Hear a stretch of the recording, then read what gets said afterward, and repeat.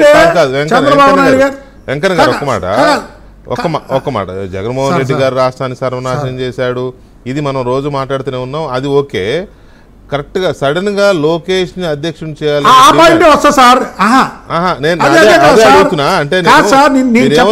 నేను డిమాండ్ చేస్తున్నాను అన్న. పార్టీలో కరుడు కట్టిన కార్యకర్తగా వెంకటకృష్ణ గారు కాదా సార్ వెంకటకృష్ణ గారు ఇప్పుడు ఇందులోంచి అందులోకి వస్తున్నా నేను. ఇందులోంచి అంటే ఇది మీ ఏపీఎన్ ద్వారా మీ ద్వారా ప్రజలకి అంటే ముందు ముఖ్యంగా కార్యకర్తలకు వెళ్ళాలి కాబట్టి స్పష్టంగా ఏదో చెప్పేవనుకుండా చెప్తున్నా. ఈ రాష్ట్రాన్ని సర్వనాశనం చేశాడు కాబట్టి జగన్మోహన్ రెడ్డి ఇప్పుడు ఈ పరిపాలన మీద చంద్రబాబు గారి దృష్టి చాలా ఎక్కువ పెట్టాల్సినటువంటి తరుణం ఇది. నిజమే.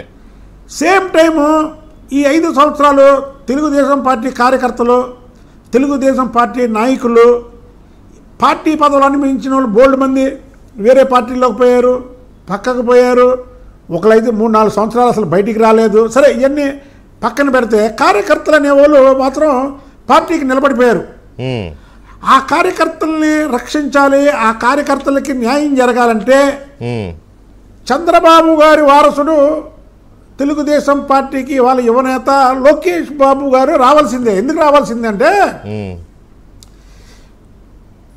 నేను అక్కడ ఆ స్థానంలో ఉన్నది వేరు, చంద్రబాబు నాయుడు గారి కుమారుల్లో అక్కడ ఉన్నది వేరు. ఏ మాట కా మాట ఇందాక మీరు చెప్పారు ప్రాంతీయ పార్టీ ఇది. ఇప్పుడు లోకేష్ బాబు గారు కుప్పం నుంచి పాదయాత్ర మొదలుపెట్టాడు. మొదలుపెట్టినప్పుడు ఆ లోకేష్ బాబు గారు పాదయాత్ర ఏముందని చాలా చులకనగా మాట్లాడిన వాళ్ళు చాలామంది ఉన్నారు. అది రాను రాను ఉధృతం అయిపోయింది. అది ఎలాగైందంటే రాజశేఖర రెడ్డి గారు, జగన్మోహన్ రెడ్డి గారు, ఆఖరికి చంద్రబాబు నాయుడు గారి పాదయాత్రను కూడా మించిపోయిన పాదయాత్ర అయిపోయింది ఇది లోకేష్ బాబు గారిది. కాబట్టి పార్టీ కార్యకర్తలకి పార్టీకి న్యాయం జరగాలంటే లోకేష్ బాబు గారు ఈసారి మంత్రివర్గంలోకి వెళ్లకుండా ఎలాగ అచ్చెన్నాయుడు గారు 5 ఏళ్ళు ఈ పార్టీకి అధ్యక్షుడిగా చేశారు కాబట్టి ఆయన గ్యారంటీగా మంత్రివర్గంలో అదంతా కరెక్టే.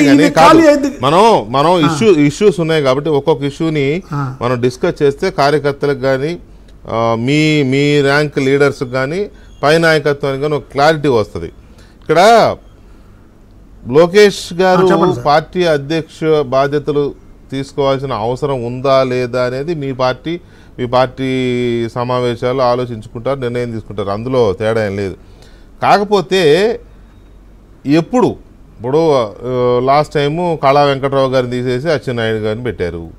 ఇప్పుడు అచ్చెన్నాయుడు గారిని మారుస్తారు, ఎప్పుడు మారుస్తారు అనే దాని మీద ఏమైనా క్లారిటీ ఉందా? ఎందుకంటే మహానాడు లేదు కదా ఈసారి. నాకైతే అలాంటి క్లారిటీ ఏం లేదండి.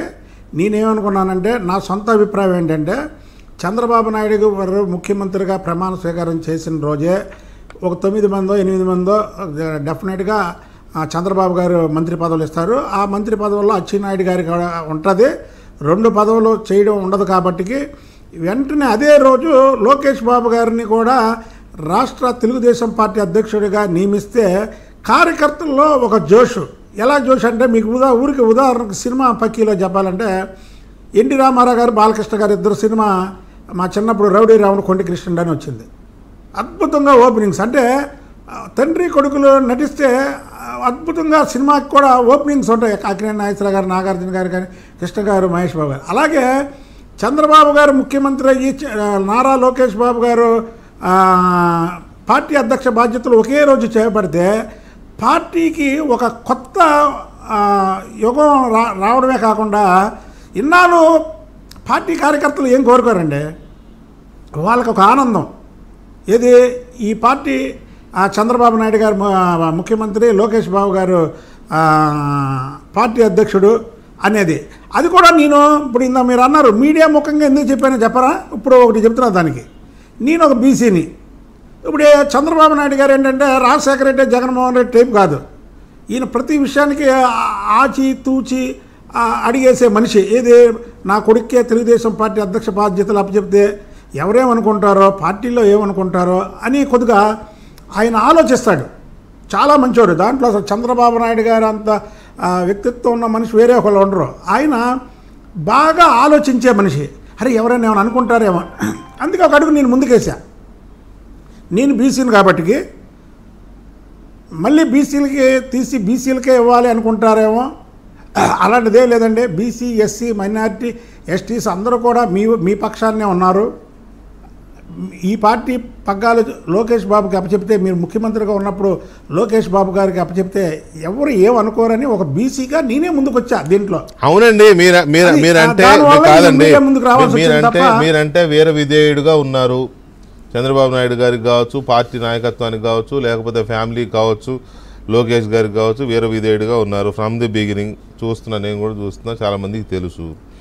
కానీ మిగతా సీనియర్లందరికీ ఎలాంటి ఆలోచనలు ఉన్నాయో, ఎలాంటి ఆకాంక్షలు ఉన్నాయో, ఇంకేమేమి ఉన్నాయో తెలియదు కదా. వాళ్ళందరూ మిమ్మల్ని ఇడిగా పర్లేదా ముందే మాట్లాడుతున్నారు